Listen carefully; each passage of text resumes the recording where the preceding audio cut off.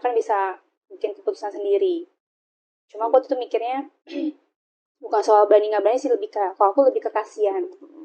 Karena kan aku anak tunggal, terus orang tua aku udah tua juga kok. Cuma kan Adi selalu bilang kalau orang tua salah masa kita ikutin gitu kan, istilah kasarnya. Betul. Aku cuma dari Juli itu sampai kemarin aku belum berani ngomong yang base itu. Nah kemarin malah pas habis papaku dipanggil Tuhan, kan papaku meninggal Februari kok. Oh Februari. Umur berapa? 81. Waduh, papa saya 85. Kau ini juga baru meninggal ya. Cerita ya kok. Aku lihat makanya. Aku mikir papa Kono ini umur berapa ya gitu. Kok tahun ini dari jalan 86. Tahunnya dari dia. Masa sih tak lihat statusnya? Oh iya. Ini aku pas hari ketiga lebaran. Bapaknya 81. Ya. Mama berapa? 71. Itu papanya apa sakit apa? Ya udah, tua banyak kan ya. bonus lah. 85 kan bonusnya udah banyak ya. Bonusnya udah banyak. Nah, jadi sama mamanya belum ngomong. Nah kemarin tuh justru pas lagi ke Sukabumi kan, lagi habis makaman itu, aku di rumah, aku di hati tuh kayak kapan ya mau ngomong, aku selalu bilang ke Adi, ngomong tapi kayak nggak berani atau nggak belum ada momennya. Cuma pas di kamar itu aku kayak ini saatnya lah gitu. Jadi aku juga belum mutusin kok, cuma mungkin 80% aku tahu tuh benar, 80%. Jadi aku bilang aku mesti ngomong ke mama ini faktanya. Tapi kan gimana caranya ngomongnya saya kata iya loh mah faktanya gitu. Terus mau gimana gitu. Bukan berarti ini salah nih bener gitu. Ya aku bilang ke mama kemarin tuh soal Paulus. Aku bilang Yesus kan juga ini nggak meniadakan Taurat nih gitu kan. Terus aku bilang yang Yesus juga dikafanin gitu. Mama sih masih bilang itu kan kafan tradisi Yahudi gitu. Gitu. Agak ya begitulah, masih agak keras. Terus kemarin juga aku sempet agak debat sama temen bisnis sih. Temen bisnis. Aku agak bingung sih kok, jadi antara aku menerima fakta dari Kodoni itu kan juga saya kan suka nonton YouTube segala macam. Secara fakta aku kayak I think this is right gitu. Cuma kan aku masih ingat pengalaman pribadiku yang aku bilang aku ngerasa ada yang meluk aku segala macam. Terus di teman bisnis aku tuh atau dia WA pas aku lagi di Aussie itu, dia WA, dia manggil aku Dita kan. Dita, aku berapa yang aku mimpi kamu. Dan aku bingung kenapa aku mimpi ini, tapi aku ngerasa aku harus ngomong ini ke kamu. Dia mimpi, aku nggak bisa jelasin intinya sih, pokoknya ada istilah Tuhan tuh ngingetin melalui dia untuk ngomong ke aku, tolong berhenti lakukan hal itu, gitu kan. Melakukan apa? Aku nggak bisa jelasin kan. Okay. Pokoknya ada sesuatu yang Tuhan nggak berkenan, tolong ngomong ke dia dapat mimpi dan kayaknya itu pesannya. Dia ngomong sholat gitu. Berhenti sholat gitu. Terus temanku Kristen. Pamitan kok. Pamitan. Pamitan gitu. Temanku Kristen sih dia. Terus aku nggak tahu ya apakah dia mimpi memang aku juga pernah cerita soal hal itu atau juga memang karena kan di Kristen kalau ini mungkin sering dengar ya, di gereja kan sering orang dapat mimpi segala macam gitu. Terus dia bilang aku dapat mimpi, aku harus ngomong ini ke kamu deh, karena kalau aku nggak sampein aku nggak enak, dia bilang gitu. Tuhan bilang sampein ke Dita tolong berhenti lakukan hal itu, dan dia sudah terlalu jauh dari Tuhan, dari aku, jadi dia harus kembali ke aku deh gitu. Dan si Dita nih nggak damai sejahtera, dia bilang. Jadi detik itu aku mengakui, yes ya, aku ngerasa memang aku kayak hidupku nih nggak ada tujuan, aku bilang. Jadi itu yang aku juga punya teman sama-sama di Jasar. Dia juga lagi dekat sama cowok muslim, dan cowok muslim juga kayak Adi gitu, ngebimbing gitu. Tapi temanku ini malah lebih open sih kalau aku lihat.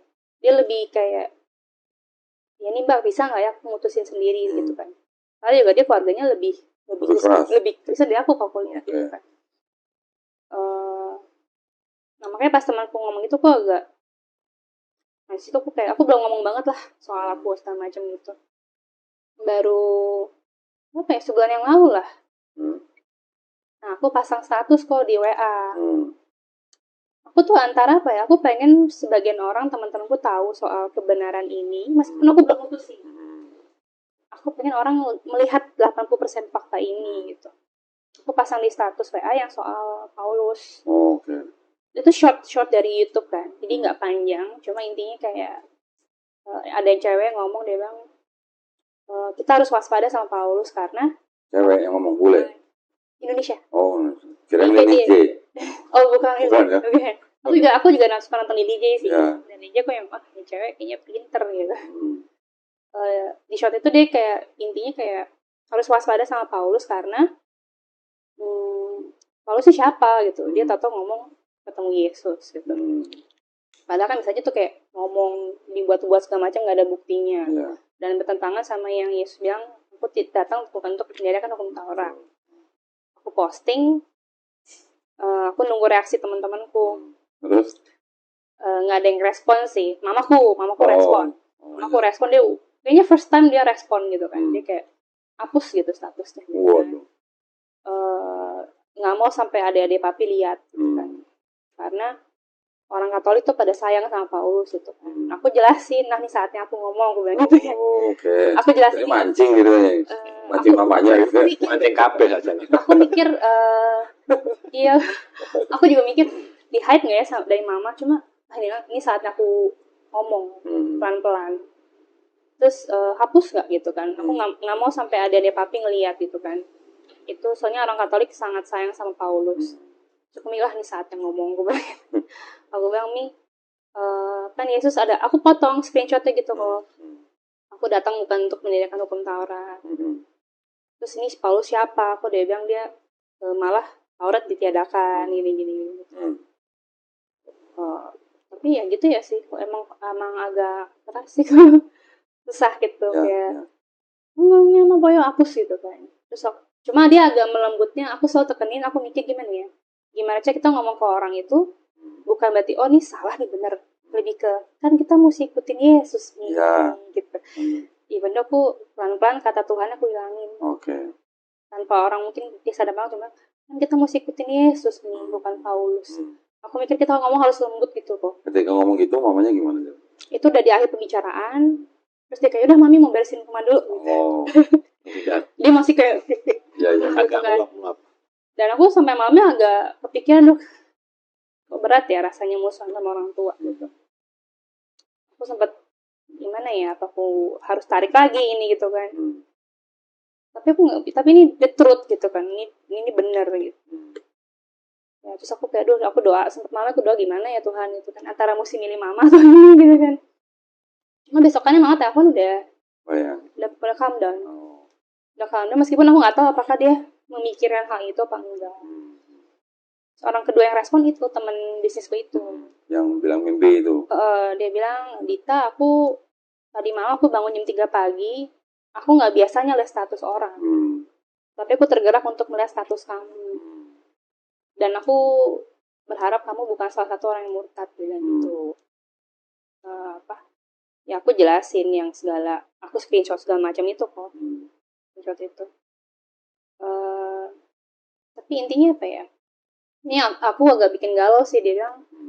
Intinya dia kayak aku nggak, kalau kata tadi kan dia memang orangnya nggak terlalu smart ya. Kalau kita diajak debat screenshot kayak tuh dia kayak I don't want to know about this gitu dia bilang.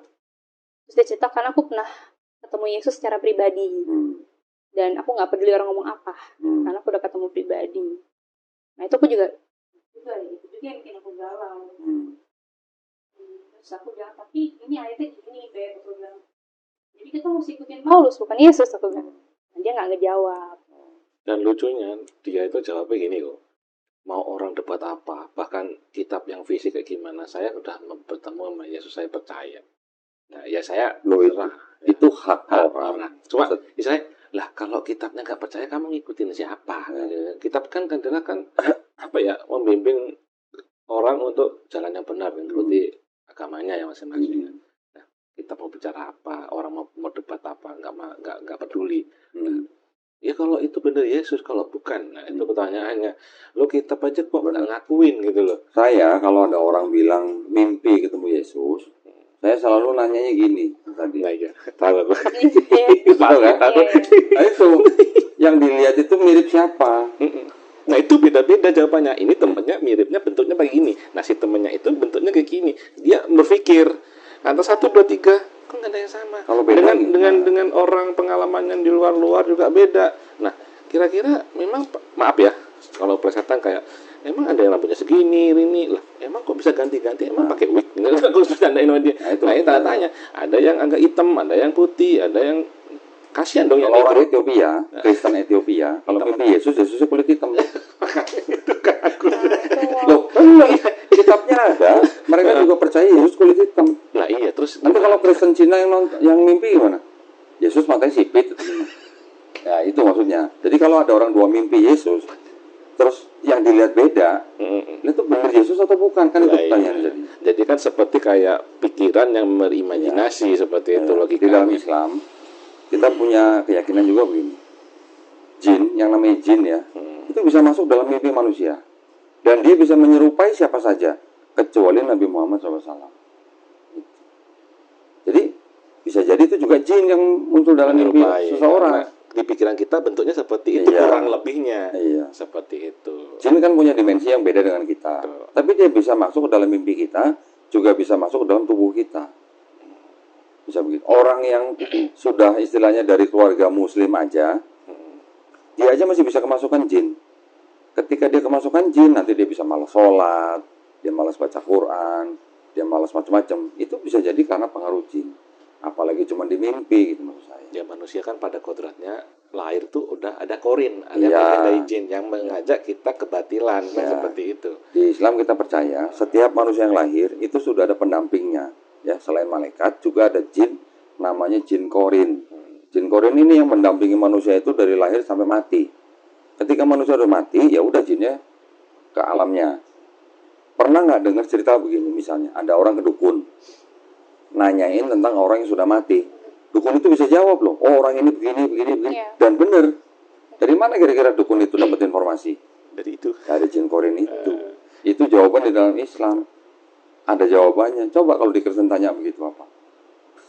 Mohon maaf kok, yang kemarin maminya nggak terima, masih kangen sama papinya. Terus papi di mana, gini-gini. Yang mau dia tanya ke orang temennya yang bisa katanya six sense ya. Tapi mohon maaf dari kalangan dia gitu. Nanti dia berpikir, oh papi ada di surga, ya kan? Mohon maaf ya, ini di surga taman bunga, bla bla bla bla, dah enak, gini-gini. Nah, kok bisa tahu? Ya, kalau di Muslim ya, di Muslim kan ada siksa kubur lah atas entah kalau dosa ya disiksa, kalau enggak menerima kenikmatan seperti itu. Yang saya tahu, nah kok bisa tahu di surga gitu? Kalau ada di surga nanti penimbangan dosa balik lagi dong ke bumi atau ke alam barzah atau sebagainya seperti itu. Ya masa naik turun kagak capek kok kan gitu. Ya mohon maaf. Itu makanya kita sih nggak bisa masuk ke dalam ranah orang yang bisa bicara seperti itu, yang sesuai dengan bayangan atau pemikirannya, kita nggak bisa masuk situ. Tapi kalau yang namanya kita sekarang hidup di zaman modern seperti ini, bagaimana cara kita menilai sebuah agama itu benar? Kan dasarnya harus kembali ke kitabnya. Betul. Apa sih pondasi daripada sebuah agama kalau bukan kitabnya? Kalau nabinya masih hidup, nabinya bisa ngajarin umatnya. Kalau nabinya sudah nggak ada, bagaimana agama itu mengajari kita kalau bukan dari kitabnya? Kitabnya bisa diajarin lewat pemuka-pemuka agamanya. Yang pemuka agamanya aja banyak yang mengajari agamanya tidak sesuai dengan kitabnya. Di kitab ditulis apa, yang diajarin apa misalnya. Di kitabnya nggak ada larangan, tapi sama pemukamanya bisa dilarang misalnya. Contoh seperti Bible. Di Bible nggak ada larangan poligami. Yang larang siapa? Pemuka agamanya. Begitu. Contoh itu pencontohannya. Nah, bagaimana kita bisa mempercayai sebuah kitab, ajaran itu benar, kalau di dalamnya juga tercampur dengan pemikiran manusia. Maksud saya gini. Pada zaman kitab itu misalnya pada masa tertentu, pada masa penyalinan, pemuka agamanya punya pemikiran agama nih. Dia mikir nih, agama ini harusnya begini. Itu bisa jadi pemikiran agama si pemuka agama ini masuk ke dalam kitab itu. Ada terjadi dan saya ada buktinya gitu. Ketika ada pemikiran manusia masuk ke dalam sebuah kitab yang dibilang kitab suci, bisa nggak kitab itu disebut sebagai kitab suci? Itu kan kuncinya. Nah, ketika kita sudah mengetahui misalnya, terus kita sudah bisa membuktikan gitu. Kalau ada yang masih mau mengikuti, ya monggo, itu mah hak setiap orang. Tapi kalau kita mau kritis, oh ternyata kitab ini sudah tidak bisa disebut sebagai kitab suci, ya kita harus cari yang lain yang jauh lebih kredibel gitu misalnya. Nah, kalau tadi bicara teman mimpi, ibaratnya nih ya, kalau orang Jakarta bilang lu yang mimpi kenapa gue harus percaya gitu. Ya, jadi apa ya?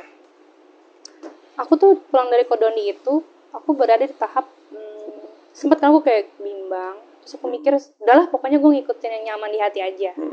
Aku mengingat pengalaman pribadiku dengan Tuhan aja, gitu. Aku nggak peduli Alkitab gitu. Cuma aku sambil berpikir gitu, aku juga di hati, masa gue kayak don't care Alkitab gue. Padahal deep down in my heart aku tahu nih salah kok. Yeah. Itu aku jadi kayak salah juga. Itu yang aku bilang ke temanku. Aku bilang aku sempat gitu juga. Aku pokoknya nyariin damai sejahtera aja. Tapi kalau aku udah tahu ini ada yang salah, ya ini gitu. Kok kitab agama gue salah gitu kan, aku bilang gitu. Terus yang soal dia mimpi itu, aku bilang ke dia, aku kasih ayat itu kok yang Paulus kan bilang di zaman itu nggak boleh berambut panjang. Laki-laki, iya. Perempuan boleh. Even though aku sempat Google, ada artikel tulis gini, dia bijak, dia bilang kita memang nggak tahu standar di zaman itu panjang itu seberapa. Mungkin sepundak itu pendek, tapi ada kata-kata ayatnya perempuan itu boleh panjang, berarti kan lebih panjang dari si laki-laki itu. Nah, aku bilang aku nggak tahu sih Beb, mungkin sepundak itu mungkin pendek kategorinya. Tapi Paulus sendiri kan, kamu percaya Paulus nih, aku bilang Paulus sendiri bilang di zaman itu nggak boleh berambut panjang. Kisah 1 Korintus 11 ayat 5 sama 6. Ini dianggap perkataan Paulus. Coba dibacain biar Mas dengar juga. Ayat 5. juga suka nonton ini kok. Zakir Naik suka. Zakir Naik. Oh, oke. Memang ini orang bilang apa, beragama itu harus logis dulu. Betul. Berakal baru beriman. Betul. Saya juga suka juga. Coba dibaca, Bi. Ayat berapa? 5 ya? 5 dan 6. Tetapi tiap-tiap perempuan yang berdoa atau bernubuat dengan kepala yang tidak bertudung menghina kepalanya. Sebab ia sama dengan perempuan yang dicukur rambutnya. Sebab jika perempuan tidak mau menudungi kepalanya, maka haruslah ia juga menggunting rambutnya. Tetapi jika bagi perempuan adalah penghinaan bahwa rambutnya digunting atau dicukur, maka haruslah ia menudungi kepalanya. Perempuan, kata Paulus loh ini katanya. Ya, ini jadi, pun Kristen kenapa nggak berkerudung gitu? Ya, ini pun aku mikir sih kok pas lagi di jalan naik Paulus motor. ya, Bu ya. Paulus. Jadi kan. gini, maksud saya gini. Ini mungkin waktu itu saya belum ceritain ke Intan ya, mungkin ya. Dalam satu kitabnya orang Kristen ini, kan ada perjanjian lama, perjanjian baru. Di dalam perjanjian lama, ini konsep ketuhanan dan konsep keselamatan itu sama dengan Islam. Ya. Yang beda hanya syariatnya. Di dalam perjanjian baru, kita belah lagi jadi 2 nih. 4 gospel, Matius, Markus, Lukas, Yohanes, dengan surat-surat Paulus dan surat-surat rasul yang lain. Ini konsep ketuhanan dan konsep keselamatannya beda. Nah, kalau yang 4 gospel, konsep ketuhanan dan konsep keselamatannya sama dengan perjanjian lama. Jadi apa yang diajarin Yesus di dalam 4 gospel tentang konsep ketuhanan, tentang konsep keselamatan, sama dengan perjanjian lama. Tapi ketika ke Paulus, konsep ketuhanannya sedikit berbeda, konsep keselamatannya jauh berbeda. Tapi dari semua tulisan Paulus ini, tidak semuanya salah gitu. Tidak semuanya salah. Kalau tadi Intan bilang, Yesus sudah memperingati hati-hati dengan Paulus. Kan? Itu ada di Matius 16 ayat 6. Disebutnya apa? Hati-hati dengan orang yang Farisi. Farisi itu. Farisi. Nah, ini ada ayatnya nih. Farisi itu Matius 16 ayat 6. Dibaca coba, pengen dengar. Bacain dulu. Yesus berkata kepada mereka, berjaga-jagalah dan waspadalah terhadap ragi orang Farisi dan Saduki. Waspadalah itu apa sih? Hati-hati. Hati-hati. Tapi ragi itu maksudnya? Ragi itu ya aliran. Oh, aliran. Sekarang Paulus itu aliran apa? Paulus sendiri ngaku nih. Filipi 3 ayat 5 dan 6. Ini dianggap perkataan Paulus. Ayat 5 ya? Nah, 5 dan 6. Aku tadi baca ini. Nah. Sebelum ke Doni. Sebelum ke Koko. Ya. Karena aku aku tadi mikir mau ngomong apa aja ya gitu kan. Karena kan debatnya itu kan antara omongan Yesus yang tidak dipendirikan Taurat sama Paulus. Cuma aku beberapa minggu lalu sempat nggak sengaja buka apa sih yang menyebabkan Paulus sama Barnabas split up. Kalau aku dengar kan kata karena kalau Barnabas kan masih ngikutin Taurat, kalau Paulus enggak.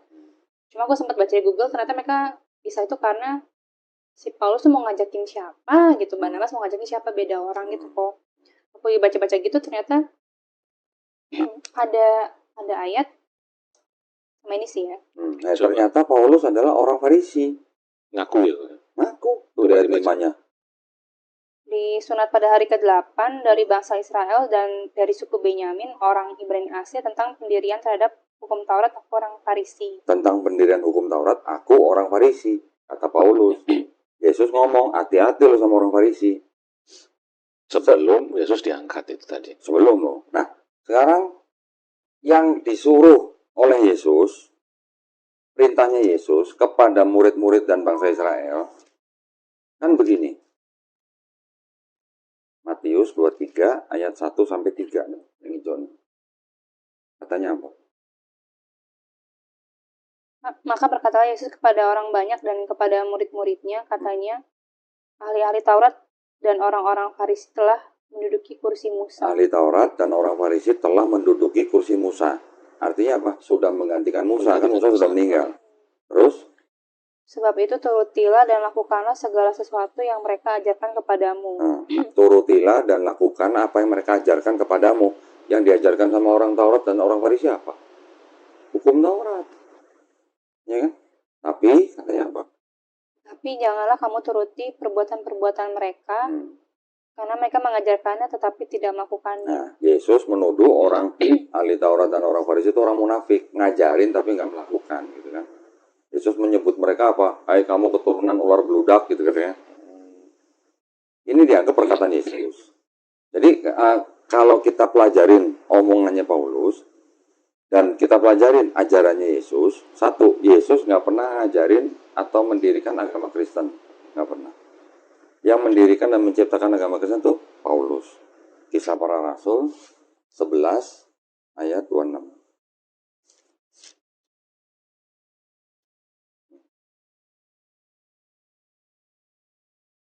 Mereka tinggal bersama-sama dengan jemaat itu 1 tahun lamanya sambil mengajar banyak orang. Di Antioquia lah murid-murid itu untuk pertama kali disebut Kristen. Disebut Kristennya beberapa tahun setelah Yesus nggak ada. Jadi Kristen itu adalah ciptaannya Paulus. Nah, jadi kalau melihat daripada ajarannya, yang membedakan antara Paulus dan Yesus itu adalah yang paling utama, itu adalah konsep keselamatannya. Konsep keselamatannya apa? Yesus bilang, kalau mau masuk surga, bertobat. Bilangnya gini, kalau kamu nggak bertobat dan menjadi seperti anak kecil, kamu nggak masuk surga. Ini ajaran Yesus. Ada di mana? Matius 18 ayat 3. Ini kalau benar perkataan Yesus loh ya. Yang merah. Lalu aku berkata kepadamu sesungguhnya, jika kamu tidak bertobat dan menjadi seperti anak kecil ini, kamu tidak akan masuk ke dalam kerajaan surga. Kata Yesus katanya nih, kalau nggak bertobat, masuk surga. Saya punya studi kasus begini.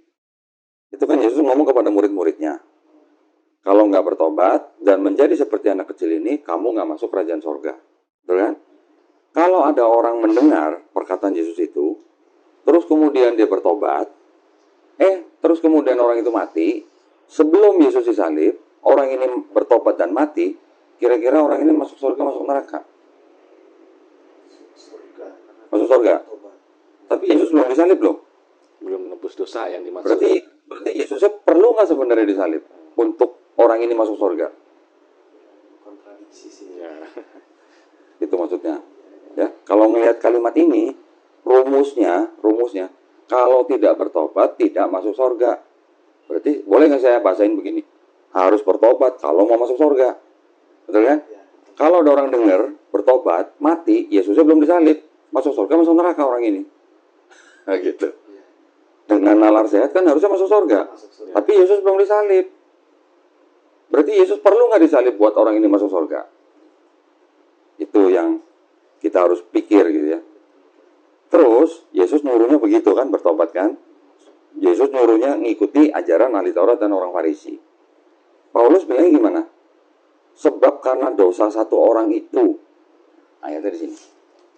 Roma 5 ayat 12. Sebab itu sama seperti dosa telah masuk ke dalam dunia oleh satu orang. Satu orang itu siapa? Adam. Istrinya Adam, istrinya. Hawa gitu. Hawanya. Terus Dan oleh dosa itu juga maut, demikianlah maut itu telah menjalar kepada semua orang. menjalar kepada semua orang. Jadi kalau ada bayi lahir, berarti udah buat dosa gitu. Ya, aku sempat denger ini sih kemarin. Jadi kalau bayi lahir 3 hari meninggal, kira-kira masuk surga, masuk neraka, Mas?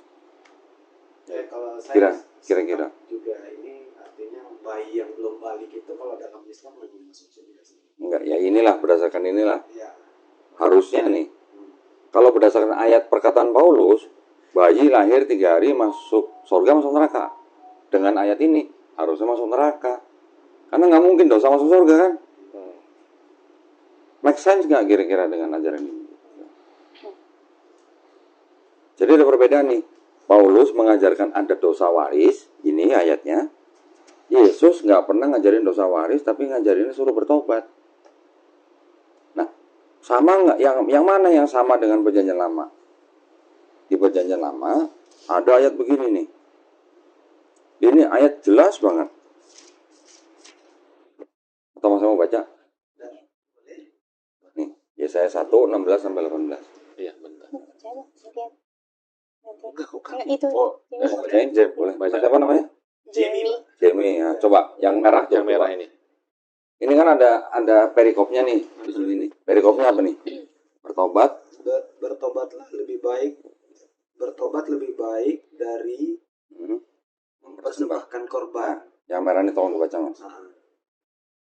Basuhlah, bersihkanlah dirimu, jauhkanlah perbuatan-perbuatanmu yang jahat dari depan mataku. Berhentilah berbuat jahat.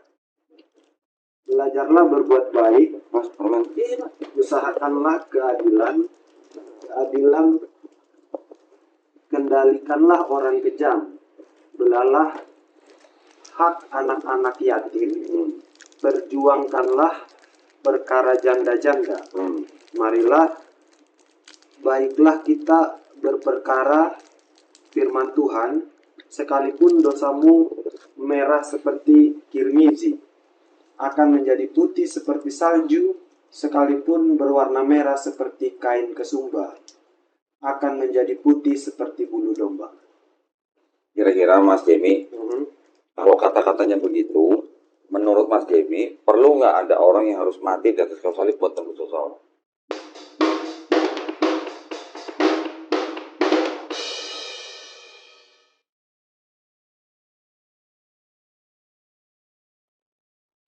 Ya, kalau perspektif saya sih harusnya enggak. Nggak perlu ya. Karena ada gini juga, Mas. Ini ada ayat lagi di sini. Ini juga jelas banget. Yeskiel 18 ayat 20 sampai 21, Mas. Yang merah, ya. Orang-orang yang berbuat dosa itu yang harus mati. Anak tidak akan turut menanggung kesalahan ayahnya, dan ayahnya tidak akan turut menanggung kesalahan anaknya. orang benar akan menerima berkat kebenarannya, dan kefasikan orang fasik akan tertanggung atas. 21-nya Mas. 21-nya, tetapi jikalau orang fasik bertobat dari segala dosa yang dilakukannya dan berpegangan pada segala ketetapanku, serta melakukan keadilan dan kebenaran, ia pasti hidup, ia tidak akan mati. Orang fasik itu apa Mas? Orang fasik. Orang fasik itu orang yang berbuat dosa terus menerus. Itu orang fasik. Orang fasik kalau bertobat dan melakukan ketetapan Allah, melakukan kebenaran, mengikuti kebenaran, hidup. Hidup maksudnya apa? Selamat. Ya kan, masuk surga lah. Mati artinya masuk neraka. Jadi di sini artinya untuk masuk atau untuk hidup kan cuma perlu bertobat. Ya kan? Tidak ada ayah bisa menanggung dosa anaknya, anak juga tidak bisa menanggung dosa ayahnya. Yang berdosa itu yang mati. Gitu. Berarti kalau gitu, perlu nggak ada orang harus mati di atas kayu salib buat nebus dosa orang lain? Nggak perlu. Jadi, saya bilang tadi, konsep keselamatan di dalam perjanjian lama itu sama dengan konsep keselamatannya yang dianggap ajaran Yesus. Matius sampai Yohanes. Tapi konsep keselamatannya Paulus ini beda sendiri. Paulus bilang apa? Sebab jika mulutmu mengaku Yesus adalah Tuhan dan Juru Selamat, dan dia sudah mati dan dibangkitkan oleh Allah, kamu akan diselamatkan. Itu kata Paulus. Kan beda berarti kan? Perjanjian lama Yesus dan Paulus. Berarti yang diikuti oleh Kristen itu sebenarnya siapa? Yesus atau Paulus? Aku juga kemarin pas lagi nyiapin bahan buat debat sama temanku itu, aku langsung kayak, oh berarti ini bener-bener benar terbagi dua. Jadi sebenarnya Yesus ya, jadi Yesus tuh malah kayak teman Taurat sama kok. Tapi atau Paulus beda sendiri. Iya, betul. Terus yang soal mimpi itu, aku mikir wah nih saatnya gue ini nih, gue bilang gitu. Aku bilang gini, ini kan ada ayatnya Beb, gak boleh panjang rambut. Terus aku nanya, yang kamu lihat kayak gimana gitu. Dia bilang ganteng, hidungnya mancung, rambutnya coklat tua. Terus aku bilang, biru nggak? Nah, aku belum nanya kok. Terus aku kasih lihat kan foto. Ini ada juga nih anak kecil yang pernah mengaku dibawa Yesus ke surga neraka. Namanya siapa? Akiane itu kok. Yang dia lukis Yesus itu. Aku bilang, sama nggak? Gitu kan, satu. Terus kedua, kayaknya ini anak ada benernya. Karena Yesusnya rambutnya pendek segini. Dan kan ada ayat bilang, Mesias itu tidak tampan dan tidak rupawan. Enggak, itu ada di Yesaya 53. Ya. Itu nanti. Ya, terus dan memang tuh sosok yang digambarin tuh anak memang biasa aja kok, nggak yang ganteng gimana gitu. Aku sebenarnya mancing, sama nggak? Jawabnya? Kalau dia nggak jawab kok. Aku mikir kalau sampai dia bilang beda, ini salah siapa yang bener nih gitu kan? Terus aku mikir aku harus coba kumpulin orang-orang yang pernah mimpi ketemu Yesus segala macam, kumpulin 3-4 orang aja. Kalau sampai beda ya fix salah gitu. Cuma dia nggak ngejawab itu sih kok, nggak ngejawab mimpi. Terus aku tadi dia sempat debat apa lagi, aku belum berani buka lah, takutnya aku kepancing.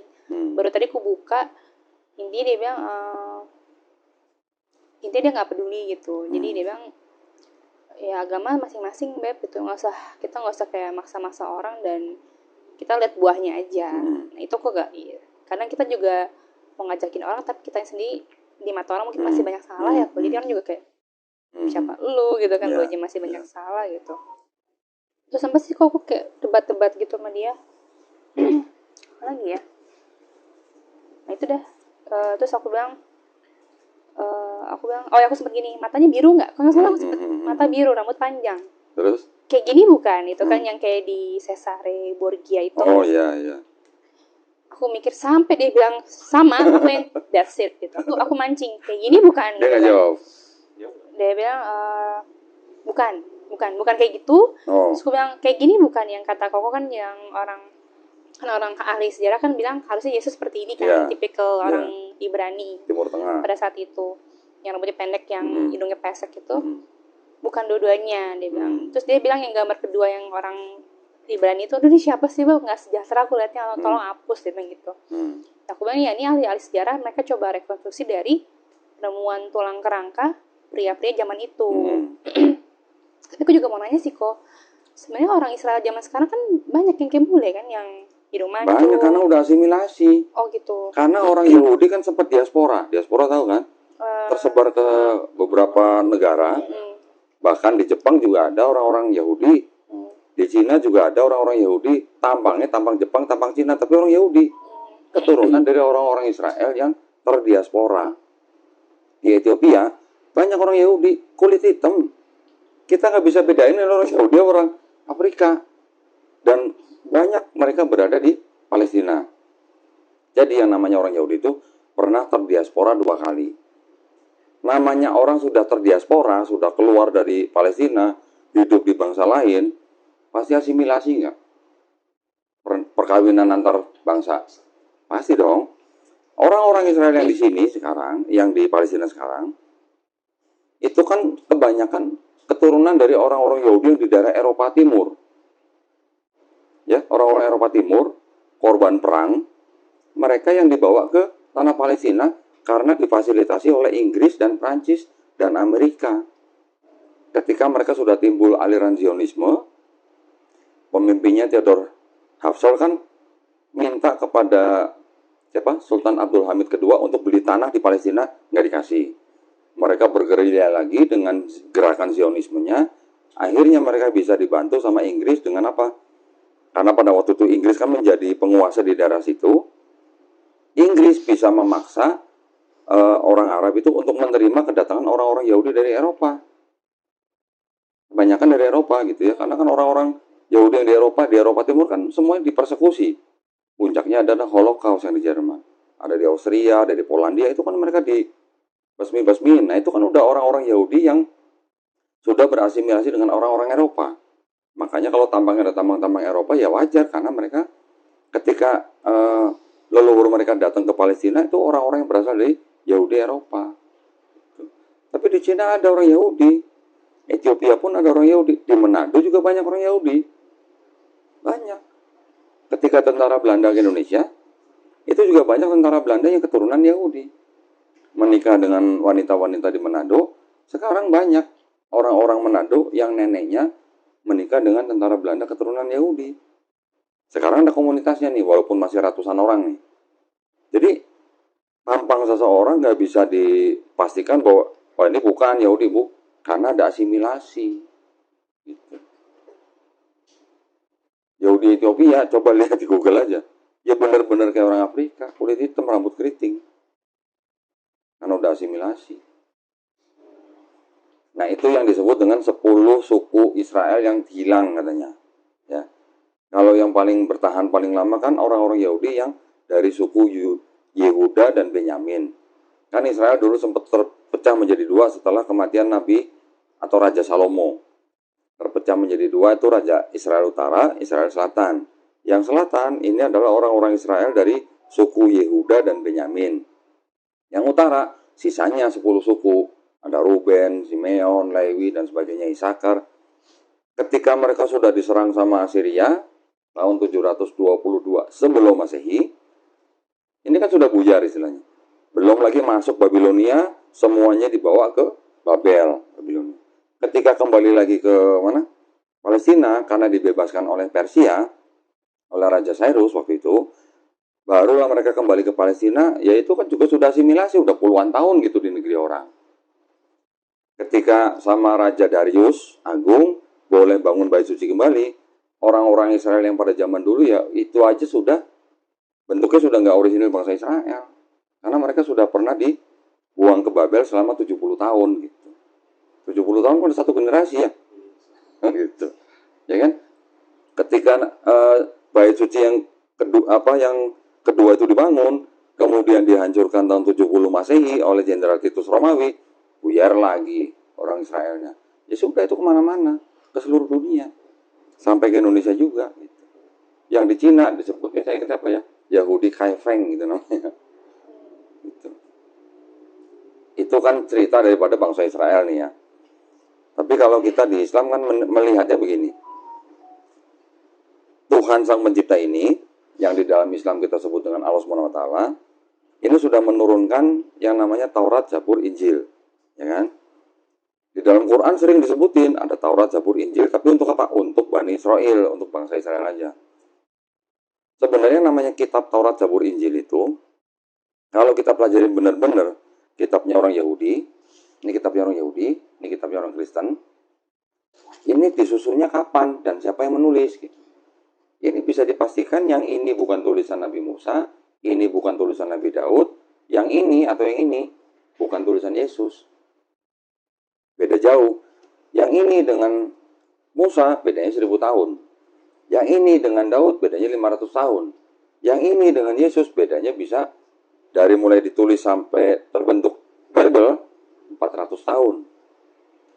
Jadi kan nggak mungkin ditulis oleh Musa, Daud, dan Yesus gitu. Jadi kalau di istilah Quran, Taurat, Zabur, Injil itu sebenarnya adalah wahyu-wahyu yang diturunkan Allah Subhanahu wa taala kepada nabi dan rasulnya untuk Bani Israel pada zaman itu.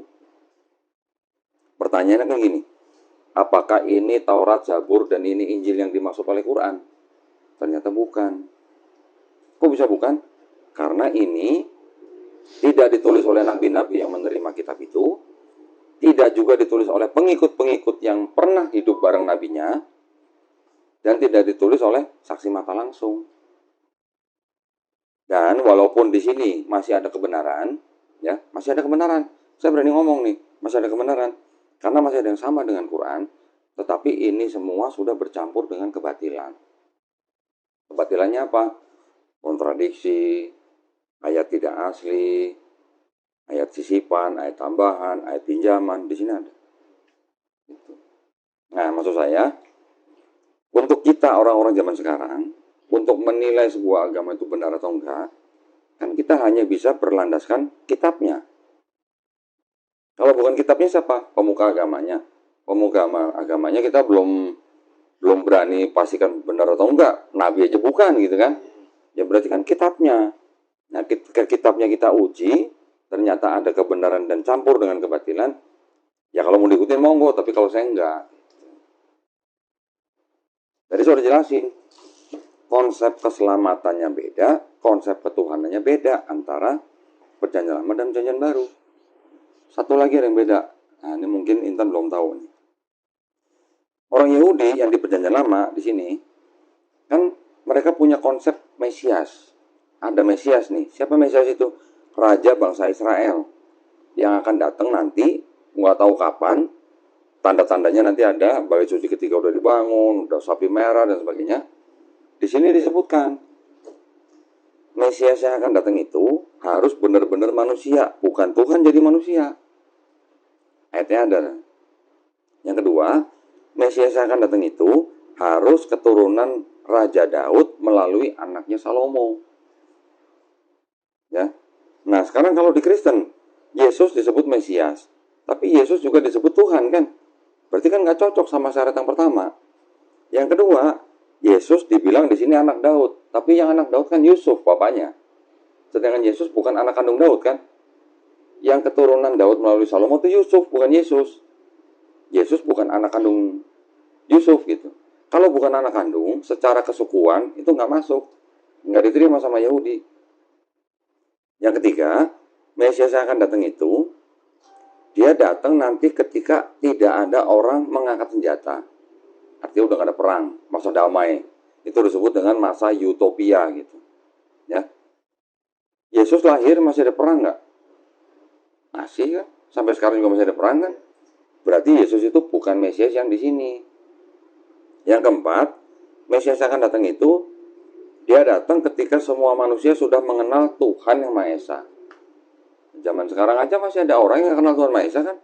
Belum yang di pedalaman, belum orang ateis gitu. Yang terakhir, menurut kitabnya orang Yahudi, Mesias yang akan datang itu, dia konsepnya bukan datang menyelesaikan misi, pergi, datang lagi gitu. Nggak ada konsep begitu. Dia datang sekali jadi Raja bangsa Israel, sampai mati, udah. Ini konsepnya orang Yahudi. Beda dengan Kristen. Kristen klaim, Yesus itulah Mesias yang dijanjikan. Ya kan? Tapi di lain pihak Kristen bilang Yesus itu manusia juga, Tuhan juga. Ya kan? Yesus diklaim anak Daud, padahal terputus gitu loh. Yesus datang, masih ada perang. Yesus datang, belum semua orang kenal Tuhan. Yesus datang, sudah disalib, sudah mati 3 hari, bangkit dari ketiga, sudah diangkat ke sorga, katanya nanti mau balik lagi. Itu bukan konsep Mesiasnya Yahudi. Berarti kayak ini konsep Mesiasnya Yahudi itu hampir sama kayak Islam ya, yang akan Yesus akan turun itu hampir sama ya konsepnya. Oh enggak, Yahudi enggak mempercayai Yesus akan datang. Enggak. Justru malah Islam, justru kalau Islam malah mirip dengan Kristen. Tapi kalau Kristen percaya Yesus akan datang lagi sebagai hakim yang adil, sekaligus sebagai Tuhan. Kalau di Islam kita percaya Nabi Isa alaihissalam akan datang lagi, bukan sebagai Tuhan, tetap sebagai Nabi. Tetap sebagai Nabi. Tugasnya apa? Membunuh Dajjal, Iya. mematahkan salib, membunuh babi, menghilangkan jizya. Nah, kalau mematahkan salib dan membunuh babi, ini urusannya sama siapa? Kira-kira? Kalau salib dan babi, kita gitu. Ya. Paulus sendiri bilang, kalau kamu nggak percaya Yesus itu Tuhan dan Juru Selamat, yang sudah mati di atas kayu salib buat nebus dosa kamu nggak selamat. Tapi Yesus kan bilang, aku datang bukan untuk meniadakan hukum Taurat. Aku datang untuk menggenapi. Selama langit dan bumi belum hancur, satu iota pun tidak akan dihilangkan. Dan Yesus nggak pernah bilang, aku mati di atas kayu salib untuk menebus dosa manusia gitu. Nggak ada begitu. Beda kan berarti kan ajarannya. Iya, Yesus nggak pernah bilang ya. Aku disalib buat bumi, nggak pernah. Nggak ada. Ada satu ayat di Markus 10 ayat 5. Ini yang dianggap sama Kristen penegasan dari Yesus bahwa Yesus mati untuk menjadi tebusan. Tapi ini konteksnya beda. 10:45 nih ya. Karena anak manusia juga datang bukan untuk dilayani, melainkan untuk melayani dan untuk memberikan nyawanya menjadi tebusan bagi banyak orang. Di sebuah buku, judulnya The Five Gospel, ayat ini disebut bukan perkataan Yesus. Ini adalah ciptaan penulis Markus. Sempat dibahas juga sama Zakir Naiko. Mau tanya apa, Bu? Ini bukunya. Makanya buku ini dibenci banget sama Kristen.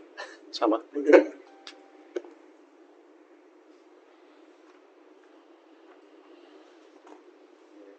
ada yang mengatakan itu, Yesus yang mengatakan di situ. Marx Creation 10 ayat 45.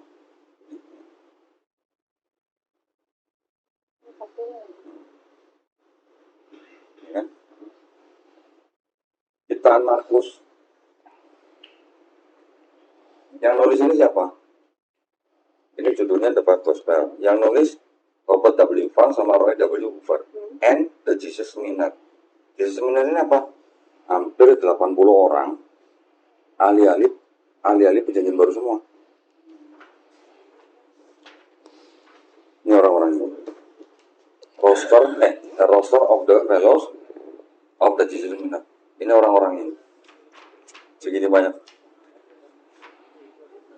Mereka menilai benar nggak perkataan Yesus. Kalau benar dikasih warna merah. Kalau meragukan dikasih warna abu-abu. Kalau benar merah, kalau kurang meyakinkan dikasih warna pink. Kalau meragukan dikasih warna abu-abu. Kalau ini pasti bukan perkataan Yesus, dikasih warna hitam. Total dari semua perkataan Yesus yang ada di 5 gospel, Matius, Markus, Lukas, Yohanes, Thomas, menurut buku ini perkataan Yesus cuma 18%. Sisanya bukan perkataan Yesus. Karena gini, bagaimana standar mereka menilai kan gitu. Kan kita juga nggak bisa langsung percaya. Tapi mereka punya standar.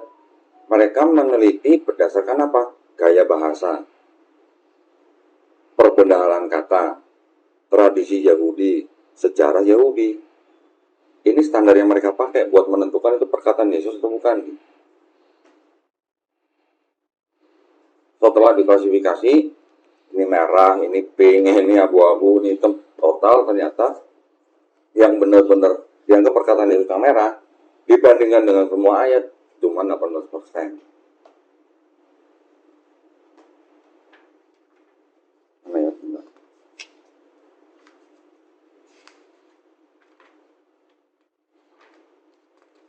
Belum tanda ini. Agak pokoknya di sini lah.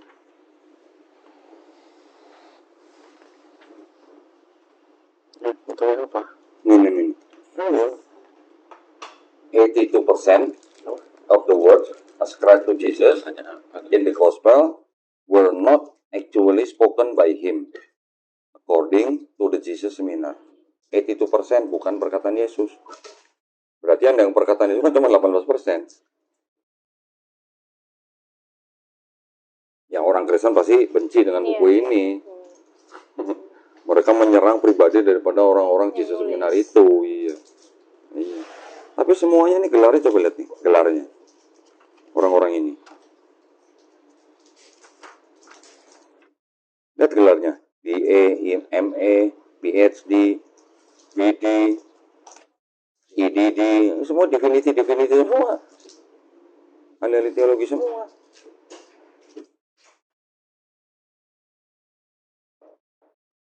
Ya, ini saya cuma bacain doang loh dari sini loh. Bukan omongan saya ini. Ini dulu sempat nggak boleh masuk Indonesia. Ini di Indo kan itu? Kalau ini saya beli di Amazon. Sekarang sih mungkin boleh masuk sini. Gitu. Kemarin tuh temanku bilang, kalau gue bilang kenapa kita ngikutin ajaran Paulus. Apa aku bilang, maksudnya ini ada, kalau dari kubu sana, aku bilang pertemuan Paulus dengan Yesus itu diragukan. Terus dia bilangnya, aku sih percaya karena firman Tuhan tuh ya dan amin. Terus aku bikin, ini saatnya. Aku bilang, kalau memang, aku padahal masih, aku bilang kalau memang ya dan amin, kenapa berubah-berubah, Beb? Aku bilang gitu. Terus aku kasih lihat, itu yang aku foto dari tempat Kodoni itu kan, Alkitab segala macam. Aku bilang, aku tahun lalu ke Jakarta, aku lihat sendiri Alkitab tuh berbagai versi dan tuh berubah-berubah. Terus aku cantumin ada ayat, bukannya firman Tuhan tuh nggak boleh berubah ya, gitu. Nggak boleh ditambahin dan dikurangin. Terus aku juga ngomong ke mamaku, aku baca pelan-pelan kok.